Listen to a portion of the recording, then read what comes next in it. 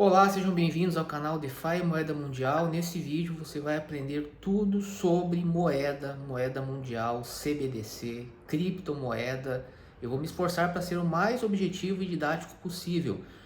Por quê?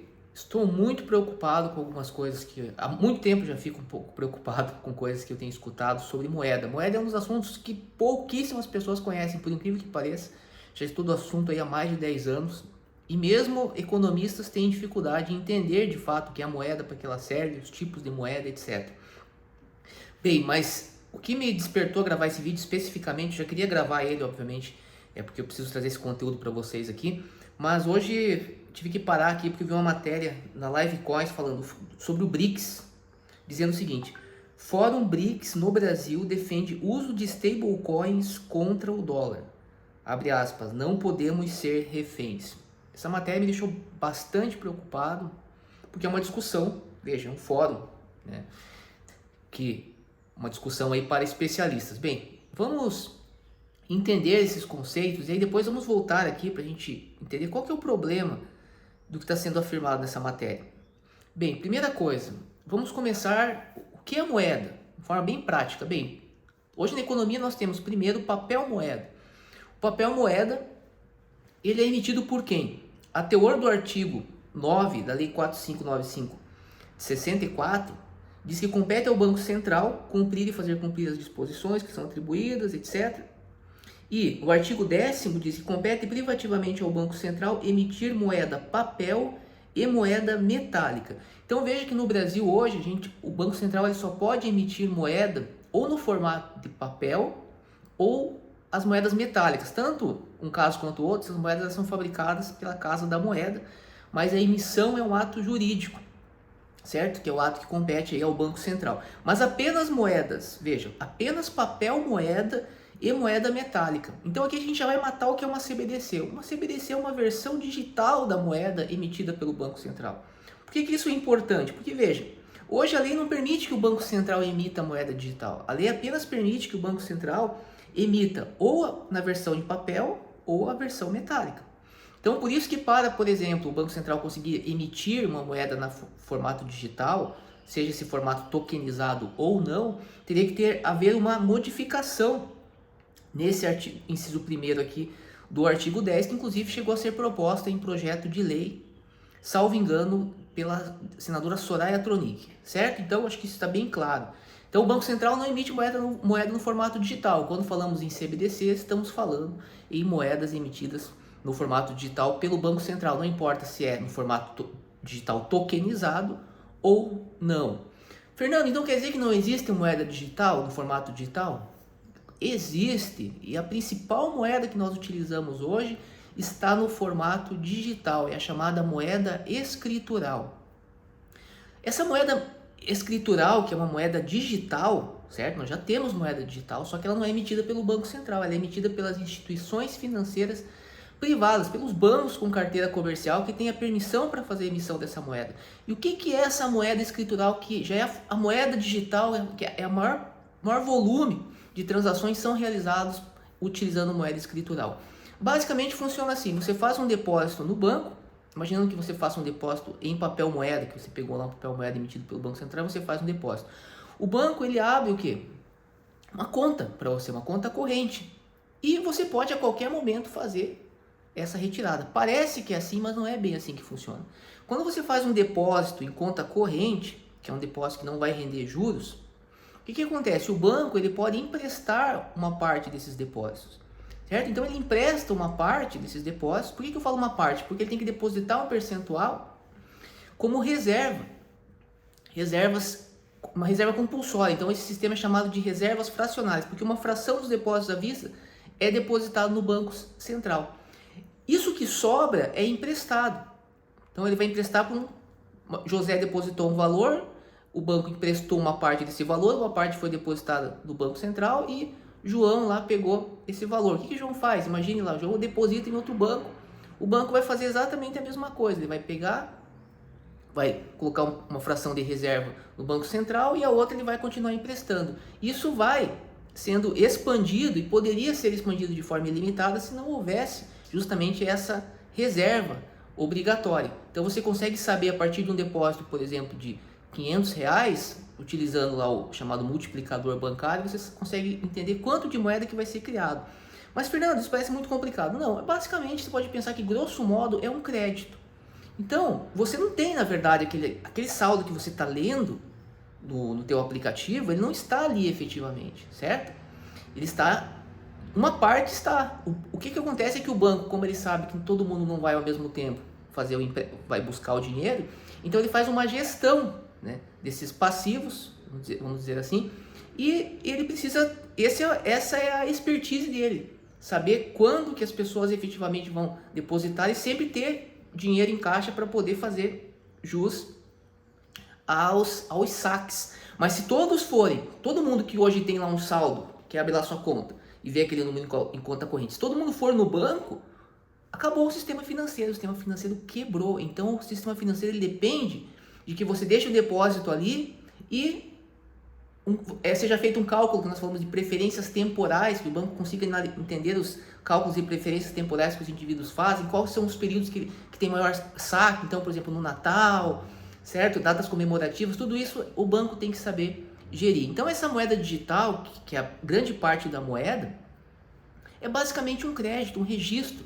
digital, percebe? Então não tem lastro em ouro, não tem absolutamente nada.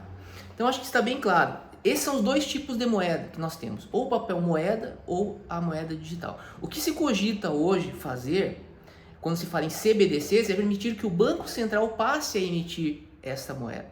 Hoje o Banco Central ele não faz isso, certo? Hoje nós temos o Pix dá um controle para o Banco Central sobre as transações que são realizadas. Ele passa a saber quem que está enviando transação para quem, coisa que antigamente não acontecia. Não que o Banco Central já não soubesse, mas as informações não eram tão aprofundadas quanto o sistema Pix. Mas o nosso sistema de emissão monetária continua funcionando da mesma forma, mediante empréstimos dos depósitos à vista, mediante emissão de papel moeda ou moeda metálica pelo Banco Central. A questão é que se o Banco Central passa a emitir moeda digital e você, por exemplo, acaba com esse sistema de reservas fracionárias, o que acontece? O Banco Central ele passa a ter todo o controle sobre essas movimentações. Ele já não tem hoje? Sim, mas ele tem de uma outra forma. Ele depende, por exemplo, do nível de empréstimos das instituições financeiras. Então, a política monetária que nós falamos, que é justamente que depende desse controle da emissão de moeda, depende muito, é feito de forma indireta, porque depende das instituições financeiras privadas. Se o banco ele quer emprestar, ele pode emprestar uma quantidade num mês, ele pode emprestar uma quantidade de outro. Então depende muito da atividade bancária em relação aos empréstimos, porque nós vimos que conforme você vai emprestando dinheiro, você vai criando a moeda, certo?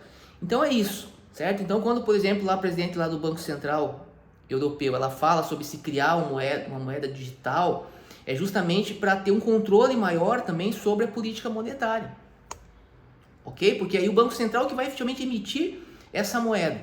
E aí vai ser sob regime de moeda fracionária? Não, provavelmente não, né? Porque daí não precisaria o Banco Central ter todo esse controle. Para finalizar essa parte importante, o Banco Central estava propondo o quê? Além dessa emissão digital no formato tokenizado, ele estava propondo também a tokenização da moeda escritural. Então, esses saldos em conta corrente, por exemplo, que são emprestados, as instituições financeiras poderiam, vamos dizer assim, redigitalizar esses registros. Então, você tem lá o registro que está no formato digital, fulano depositou X, ele tem lá aquele valor lá em moeda, eu poderia converter aquilo num outro formato digital, o formato tokenizado, porque isso me permite negociar num outro tipo de rede, umas redes baseadas em registro distribuído, né? Distributed Ledger Technologies, como por exemplo a rede Ethereum. Então eu poderia, por exemplo, criar uma versão do real na Uniswap, né? Criar uma versão do real tokenizada e criar um pool na Uniswap, por exemplo, Drex e Ether. Hoje eu não posso fazer isso com o formato digital que eu tenho, mas se eu tokenizasse eu poderia. Então acho que a gente fecha essa ideia da tokenização da moeda escritural.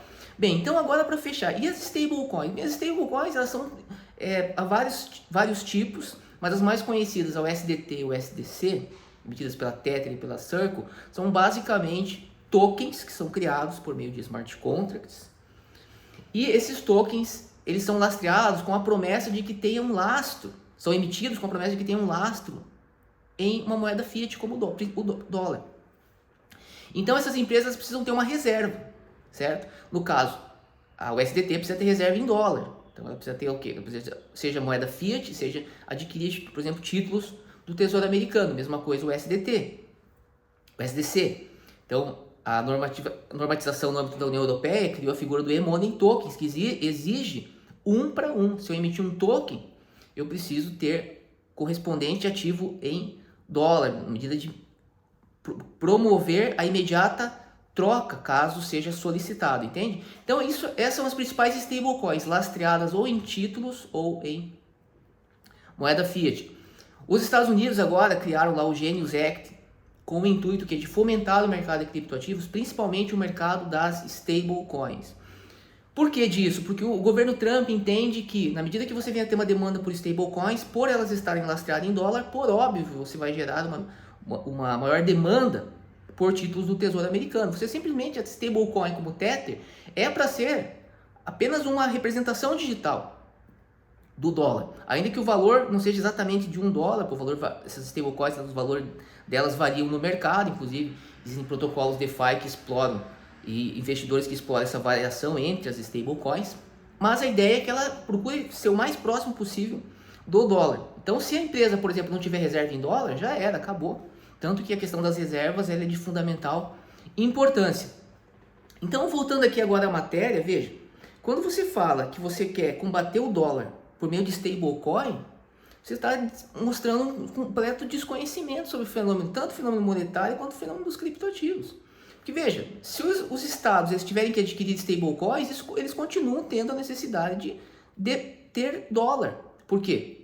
A stablecoin é para ser uma representação, então eles estão comprando dólares, continuam comprando dólares, só que num formato digital, inclusive correndo o risco de estar adquirindo um formato que não venha corresponder às reservas efetivas em dólar. Continuam estando subjugados a ideia de dólar como moeda de reserva internacional. E aqui a gente entra agora no âmbito da moeda mundial. Qual que é o grande problema do BRICS hoje, da economia como um todo?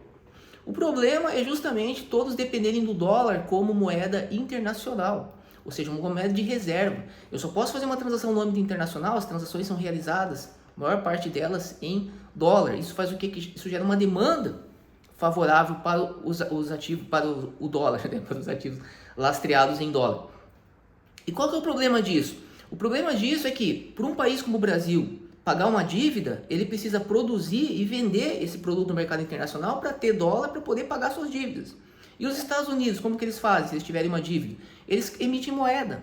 Ou seja, tecnicamente, eles conseguem financiar os déficits em transações correntes mediante emissão da sua própria moeda. Esse é o chamado problema do privilégio exorbitante, que eu explico em detalhes no meu livro, O Fim do Dólar, que você encontra no site direitomoedamundial.com. Vou deixar aqui nos comentários. Não, nos comentários aqui. Então veja, qual que é a grande questão? Eu não posso ter uma moeda emitida por um país e essa moeda ser considerada uma moeda de reserva internacional, porque não importa se é os Estados Unidos, se é o dólar ou se é qualquer outra moeda, esse país sempre vai ter o privilégio de financiar seus déficits mediante a emissão da própria moeda. Não adianta eu simplesmente substituir isso por uma stablecoin. A única solução é a adoção de uma moeda que não seja emitida por nenhum estado, certo? Como qual, por exemplo? Bem, a primeira proposta sobre isso foi do Keynes, em Bretton Woods, quando teve uma reformulação do sistema financeiro. O Keynes propôs a criação do Bancor, baseado ainda numa ideia de um banco central global. Bem, qual que é a outra possibilidade que nós temos recente? De um ativo que pode funcionar perfeitamente como moeda em uma escala global, mas que não é emitido por nenhum estado, o Bitcoin. Então o Bitcoin hoje é um grande candidato à moeda de reserva internacional. Sobretudo, tendo em vista a crescente desvalorização do dólar. Porque veja, o Bitcoin ele resolve o problema do privilégio exorbitante. Então essa demanda que vocês estão vendo pelo Bitcoin não é à toa. Ela tem fundamentos monetários, tem fundamentos políticos e fundamentos econômicos. Hoje nós temos um problema gravíssimo. No meu livro eu mostro que esse problema do privilégio exorbitante é um dos principais problemas estruturais, tanto das guerras quanto da pobreza. Eu mostro isso no livro. Fundamento, não é coisa da minha cabeça. Não, é fundamentado em muitas pesquisas